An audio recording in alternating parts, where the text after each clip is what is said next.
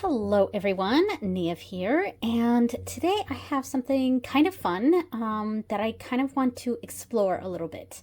So we got, my husband and I had our 22nd wedding anniversary in September, and we went out and bought several like board games and card games for the family, and that's definitely not something new to our family. We have lots of board games and card games, and we like to do that kind of stuff. So yeah, we got a few new ones. And as we were playing some of these games, I really started to think how fun it would be if I used some of these as divinatory tools, kind of using games as oracles. And obviously, this is not a new thing. It's where a lot of card divination, especially, kind of comes from.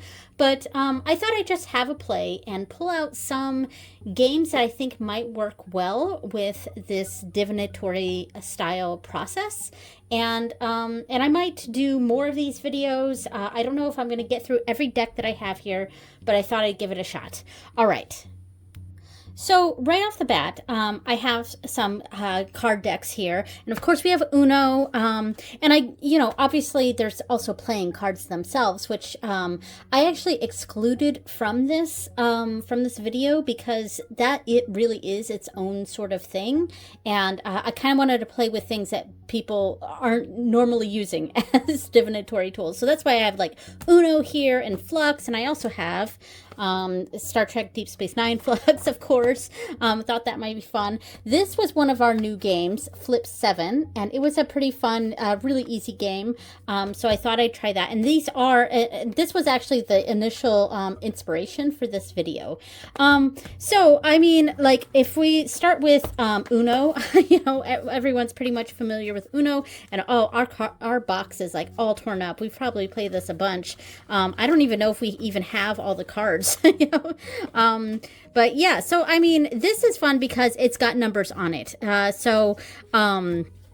And I was sort of thinking with this, let's see, should we keep in all of the extra little cards? So we have reverse cards, of course, and draw four. So I mean, I wonder how we would do this. So we could do something that's very like tableau style and do a sort of nine card box. And I guess we would come up with what the reverses, the plus twos, because these are draw twos. So I wonder, I'm just trying to figure out what we do. So here's a 9-card box for this. Oh, we got a bunch of the draw twos, and then we got to draw 4. Okay, and let me actually switch up. Okay, let me try to put in, let's replace some of these so that we have a little bit of everything here. We've got some numbers. Ooh, and I did have this reversed. I wonder if we could keep reverse cards in.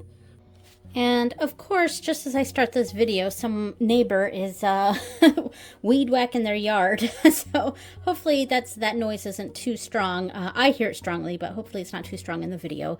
But anyway, so I mean, I laid out something here that kind of has a little bit of everything. We've got the wild card here. We've got a draw 4. We've got a draw 2. We've got a reverse. We've got a skip. So like, I wonder how we might do this. It might be easier with this particular deck to just keep it simple and just go with a 3 card. So like, all right, let's come up with some sort of question here. Okay, so like, let's say, what can Susan expect from her new job? So we'll just lay out a 3 card. Maybe that might be more simpler for a an Uno deck. Oh, and they are all yellow too, and I think I just want to keep them right side up instead of adding in the element of the reversals, because I feel like there's enough with all the other extra cards in here that let's not add another complication with reversals. So we'll keep it here. So already we have 3 yellows. So what can and yellows, let's see, we have the 3 colors here, yellow, so, and these are the 4 colors, I mean, sorry. These are like the colors of the elements. So this can be a very elemental sort of deck. So, I mean, with yellows, I mean, that's associated with air here. So this is going to be a very intellectually heavy job, really going to stretch the brain muscles. Maybe a lot of communication might be happening with this job. So there we go. And then we have, we could read this like as a sort of progression of a narrative, like in a tableau style, where we have this is first, second, and third, the beginning, middle, and end, or past, present, future, maybe even something like that.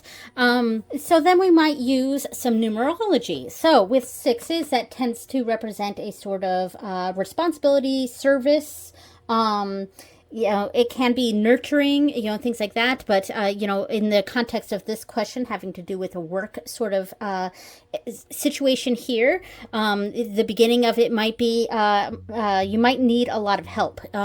So you might need a lot of help integrating into this work environment, Susan. And then you've got some cooperation going on here with the 2. And then finally with the 8, there's a sort of mastery, power, and abundance, you know, ending with an 8 for this would be a really good card to get. And then, you know, with them all being yellows, you know, this is a very intellectually heavy job, or something that's very heavy on the communication, that sort of thing. And then, you know, what we could do at the end, a sort of takeaway message, is add these together. So we've got 16, and then 1 plus 6 is 7. So the ultimate card here is a 7. So, which I'm tapping more into the analysis side of things here. So it's a very analytical sort of job, and that's what Susan can expect from that. Now, I mean, we can switch this out with, like, say there's a green here, and let's grab one of the specialty cards, a draw 4. Okay, what could we do with that? So, so what can Susan expect from her job? Okay, we're starting off with the same sort of energy, that there's responsibility and perhaps a need for help in the beginning of this venture, in the beginning of this job. And there's, but you are able to kind of see the bigger picture here. 9s are a wholeness sort of card. So again, this would be quite positive. Now, how would we integrate the +4?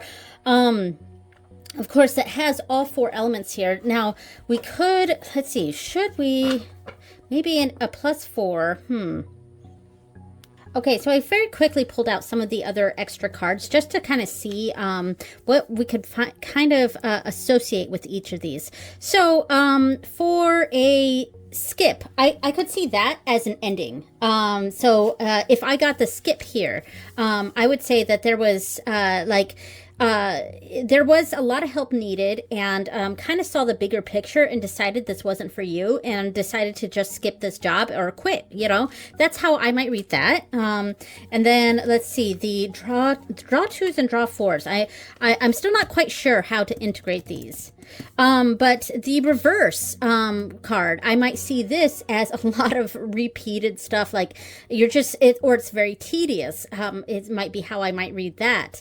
And then a wild card here, I could see this as as, you know, a lot of unknowns, like you don't know where you're going with this. Still unsure about the +4 and +2. I mean, it could indicate drawing more cards. So let's say we got the +2 here.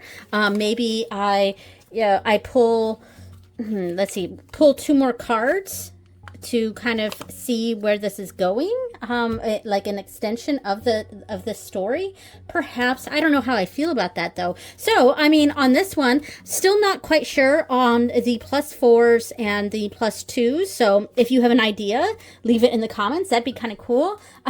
See what you think. But this sort of leads me to talk about this Flip 7 game, which, like I said, was the inspiration for this.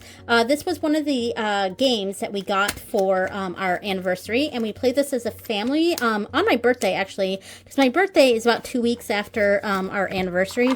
So we had my birthday party, and we pulled out this game and played with the families. So I mean, I'm not going to go into detail on how to play this game, but it is pretty simple, and it's mostly luck, a little bit of chance. So basically you have cards 0 through 12 in this deck, and then you do have some specialty cards too that I think I have an idea on how to use that. That's a little bit different than the Uno deck, but so there are some addition and a couple multiplication cards in here. And you could potentially use reversals on this one. Yeah, and you can use those as a negative. But here's this special thing about this deck. There's only one 0 card, and then there is one card. There's 2 2s, 3 3s, 4 4s, 5 5s, 6 6s, 7 7s, etc. until 12. There are 12 12s in here. So, and I was initially laying out a 9-card box like I was doing before. So let me lay that out real quick. So let's do that real quick. Okay, so I've laid out a 9-card box, and I actually intentionally left these reversals in here just to see if maybe I want to use those. I'm not sure. Yeah, and I do also like that all the cards kind of connect in this little the loop that's on the cards here, on the tops and bottoms of the cards. So it does kind of chain them, doesn't it? It's kind of cool. Because there are a lot, like there aren't an even amount of numbers for each of the numbers. Like there aren't the same amount of 8s as there are 12s. There's only one in this deck. So I actually think the cards that have a little bit less of, like the 1, the 0, and even the 2 might be important because they're so rare in the deck. So what I was thinking with this, so let's go with that same question. What can Susan expect from her job? But we're reading it like a tableau style. So, I mean, this would be the main answer here, 8 8 9. And what I would be doing, instead of looking at the individual numbers, I actually would use lines of 3 and add them together, and then use numerology to give me the answer there. So with 8 8, that's 16 plus 9 is 25. So 2 plus 5 is 7, and that got the same answer as as the Uno thing. So a very analytical job it requires a lot of research. Maybe that's my the quick answer to that. And then breaking it down. Now I left in the reversals. I'm still not unsure if I want to do that, but it could indicate a break in something. We could also use it as a negative. So the line above here being the things that are sort of out of Susan's control, things weighing down on everything. We have 8 and 8, that's 16, and then we could do minus 9, which again is 7. So that's interesting. So the things that are out of control could be a sense of, that there is going to be a lot of research involved in this that maybe you can't really control. You're not in charge of maybe the workload or something. And that's using, I'm still unsure if using reversals would be the way to go with this, but I'm just kind of testing it out, And then, of course, the reality of the situation is 1, 8, and 4.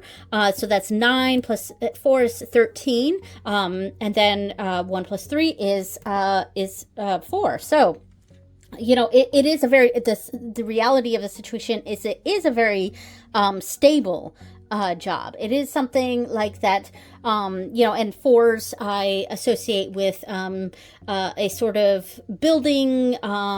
It's very solid. It's 4s are solid. So it is a solid job. The reality of the situation is that it's very solid.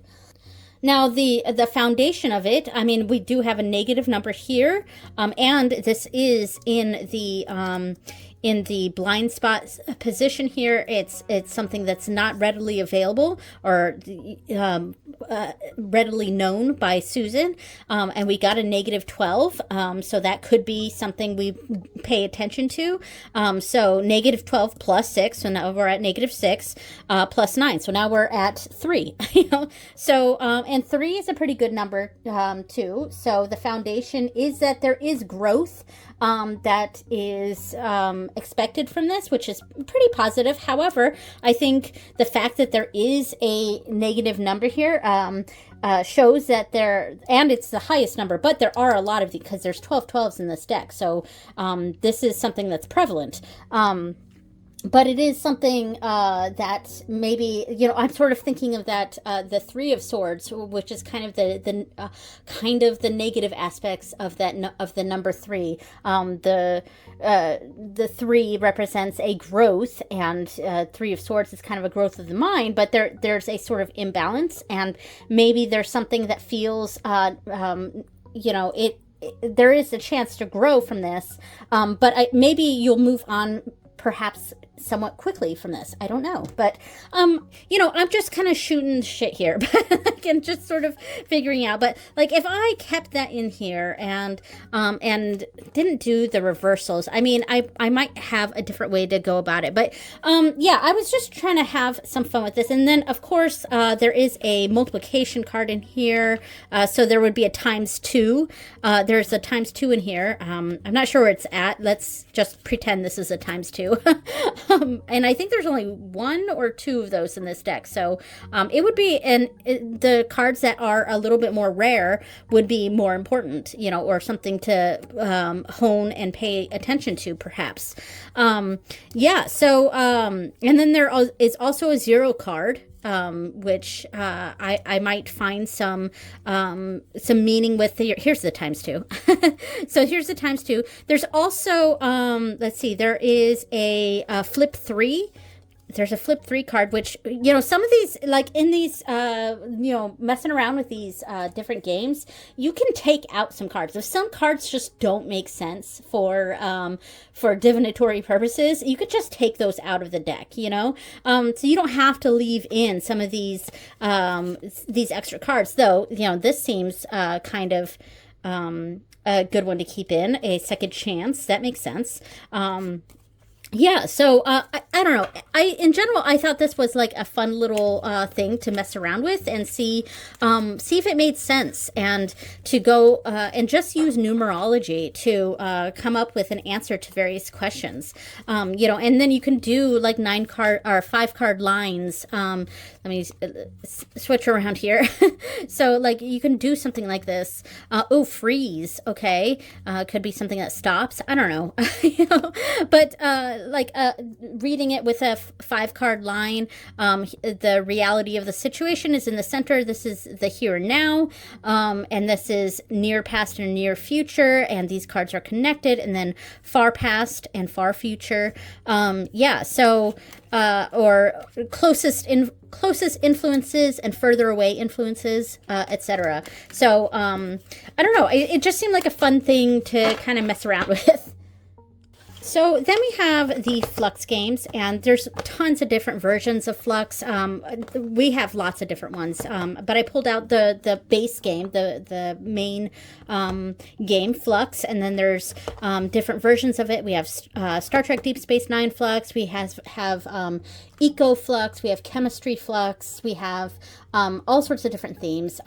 One is called Star Fluxx, that is kind of just a general sci-fi sort of. It makes references to various sci-fi franchises. So yeah, I mean, we'll just pull out the regular Fluxx first, get all the game stuff out of the way. So this is a fun game because it is a it's the game is called Fluxx because it's always in, the rules are always in flux, and I think that's one of the rule cards. And because of that, it starts off with the game where the only rule is draw one, play one. And then, you know, you'll get new rules. You get like creeper cards, which are bad cards that prevent you from winning unless there's a goal that says that you need a certain creeper card to win, etc. So I'm trying not to explain how to play these games because that's not really the point of this video. We're kind of breaking from what the game is itself and creating a whole new system that is, you know, divinatory in purpose. But because there are different kinds of cards, we have keepers, we have different rules. So should we keep the rule cards in? And will that affect how we read these cards as divinatory things? We've got creepers, we've got action cards. Which could be an actual action, that we interpret to the ultimate interpretation of the reading. Then we have goal cards, and this is what you need to win. So, like, it's interesting. So I wonder. Let's see. I wonder if we do a. If we do a divinatory reading using these items, let me shuffle a little bit and lay out some cards and just kind of see what does or doesn't make sense. All right, I've shuffled a little bit here. Oh, this is an extra card. So just trying to figure out, all right, so let's see. Should we go with the same question? What should Susan expect from the job? Or should we try to come up with a different question? Maybe we could go with a sort of like future reading, a week ahead or a month ahead or something like that. All right, so let's go with Susan again. She's going to be our client for this video. I think we're just going to have Susan around with us. All right, so what is Susan's? Let's say month ahead. So let's say Susan's month ahead. I'm just going to split the deck here and just lay out some cards. And I am not going to use reversals. So we have a keeper. Let's see. Okay. I'm going to try not to pay attention to what the cards are until I lay them out. So let's just do a 5-card line. That's going to keep it nice and simple here. Let's see. All right. So okay, so let's see. We've got a 5-card line here. This is Susan's month ahead. So it's going to be a sort of progression. Here's the beginning and here's the end of the month. So it starts out pretty good. We have a party card. It is a keeper. Action. So use what you take. So let's see what this card says. It says take a card at random from another player's hand and play it. And I'm actually going to read that as an action in real life. You know, obviously not taking a card, but maybe we are taking an opportunity that's come our way. So it starts out pretty positive. There is an opportunity that we need to take. So a new rule. So there is a limit of things. Keeper limit 3. So there's only so much that we can achieve this month because the keeper cards are achievements, I guess. Yeah, because that makes sense. Because the keepers are what allows you to win the game in general. So the keepers would be certain achievements. And they are always pretty positive unless they're a creeper. A creeper is a bad thing. So, there we go. So there's only so much we're going to be able to achieve this month. You got 3 main, not goals, but 3 main things that you'll be able to, you as in Susan, be able to fully achieve this month. And then you have goals. We have appliances and chocolate milk. Let's see. And because of this, so actually, we could kind of look at this as the items themselves. So there might be some appliance issues going on. I mean, we have a messed up TV or something having to do with appliances this month that she may have to deal with. And chocolate milk here, a combining of things that works out. So those are 2 things that end the month, or these are new goals going into the next month. So there's only so much that Susan's going to be able to achieve this month, but there's going to be a lot more goals for the month after that. So that could be a way to look at it. And then we could, let's say we pull 3 cards to see if we get any of these keepers, because this goal is you win if you have the TV and the toaster, and this is you win if you have chocolate and milk on the table. So let's see. Oh, we have another toaster, 3. I'm just pulling three cards here. Oh, this is funny. So the 3 added cards, I'm making this up. So 3 added cards from the goal cards. Maybe goal cards, we just pull 3 cards at the end to see if things are progressing. So we got the peace. So it's not something that's going to bother us too much, but like it doesn't look like we're going to have these goals being finished, because we got the toaster again. So this is toast with bread and the toaster. You win if you have those on the table.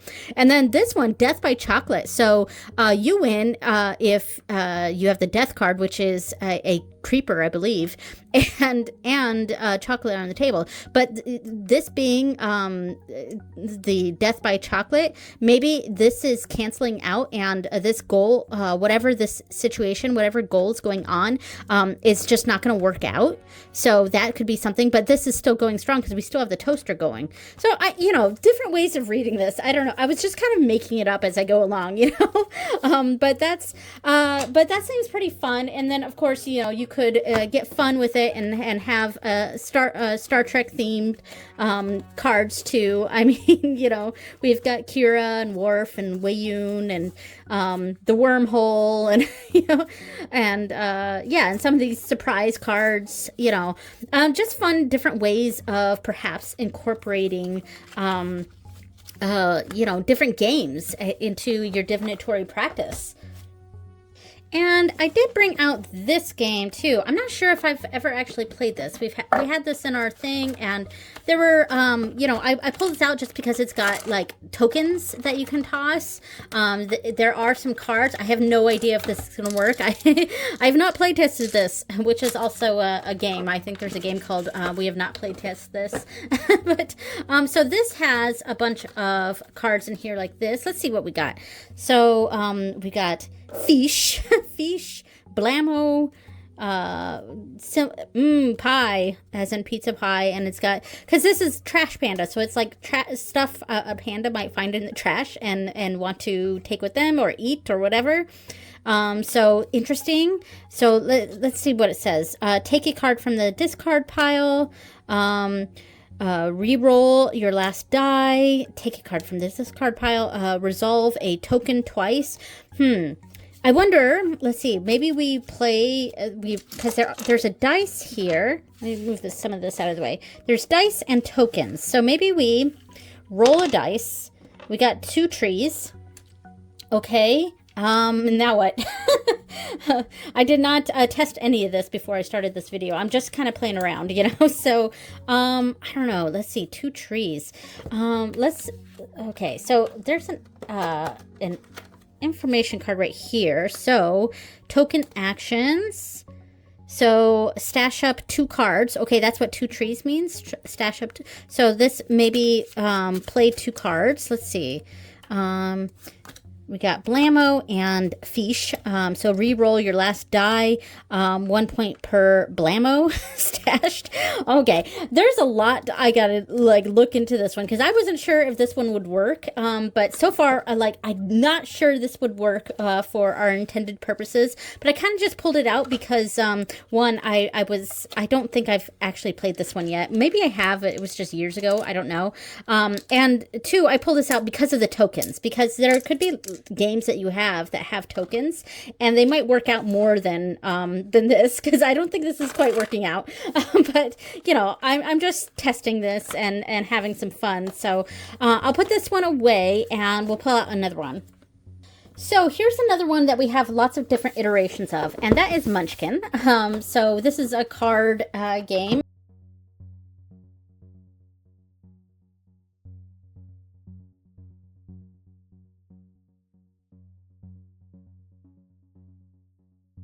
game as well. And there are dice in this.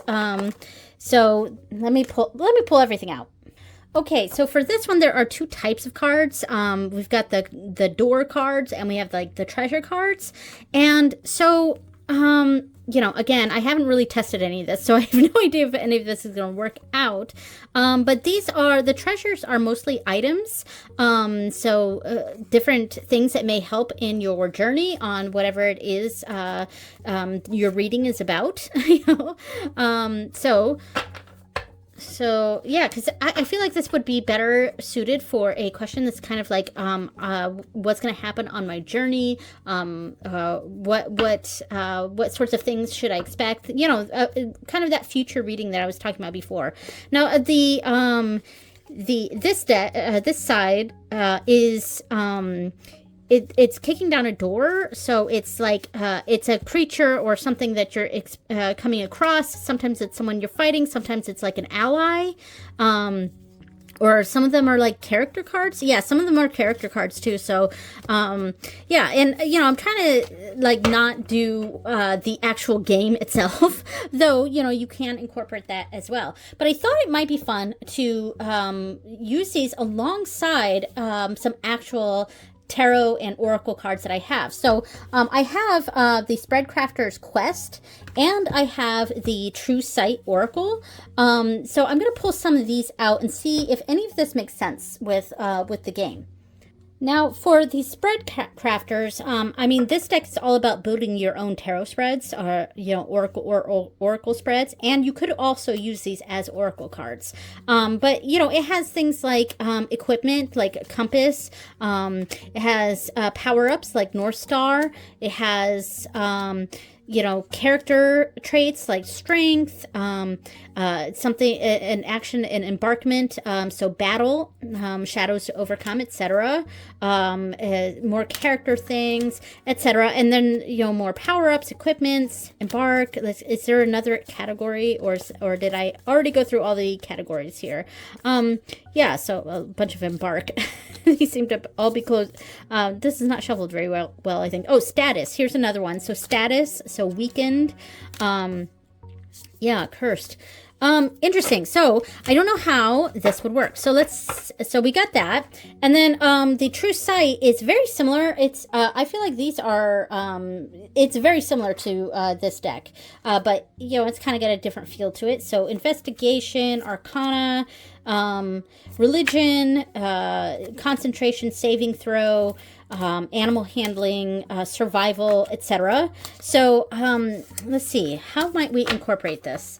All right, so let's say, let's say we start off this journey with an encounter. So we've got the Bullrog here, and let's pull it up to the camera here. So level 18, that could matter in your reading or not. Bullrog will not pursue anyone of level 4 or below. So bad stuff, you are flayed to death. So yeah, because that's part of the thing. So you know, this is something that can really take you out. You know, but if you're not ready to deal with it, then you may not have to deal with it. All right, so but that's maybe the challenge that's going to start off this this month or something for Susan. So we've got an encounter here. Let's say let's pull something from here. I think, I don't know why, but I feel like the True Sight just makes a little bit more sense for this. I'm going to shuffle it, though. Let's see. Let's shuffle this deck real quick.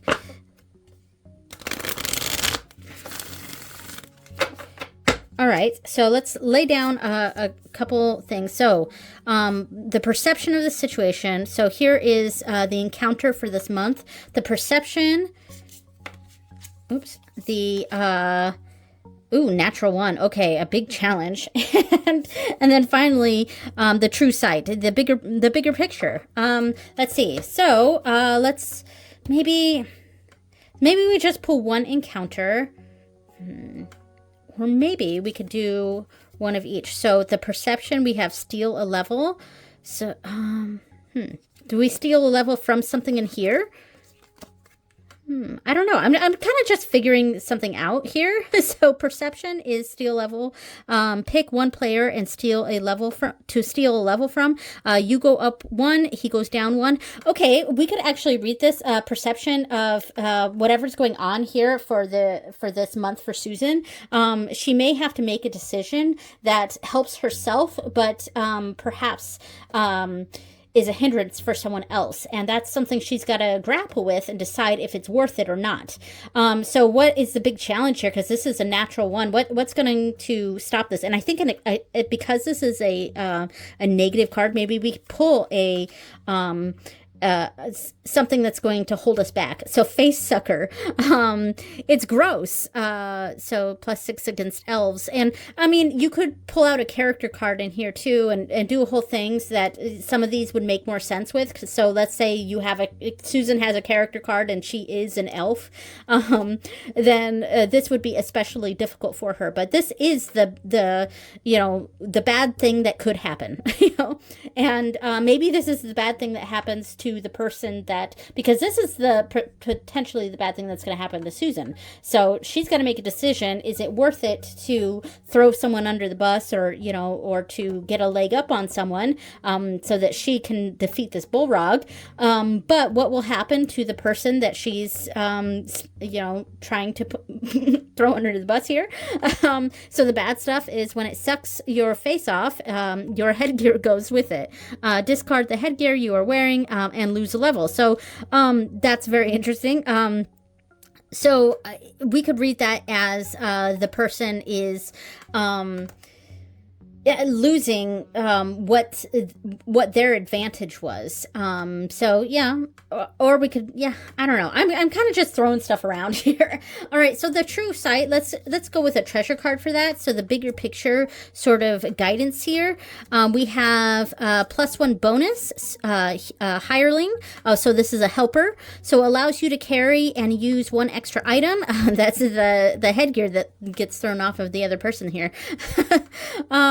Even if you could not otherwise. If you lose your hireling, the item goes too. You may discard your hireling for an automatic escape from any monster. So keep this card in front of you with your treasures. So the true sight is that overall, this is something that's going to help Susan. So that's something she's got to kind of grapple with and decide whether it's worth it or not. So, I mean, there was one way to, play this game in this sort of way. I mean, and, I could keep messing around with this and figuring out other ways that I could use this. And like I said, I could pull out the character cards in here and come up with a character. And then these make a little bit more sense on the encounters here.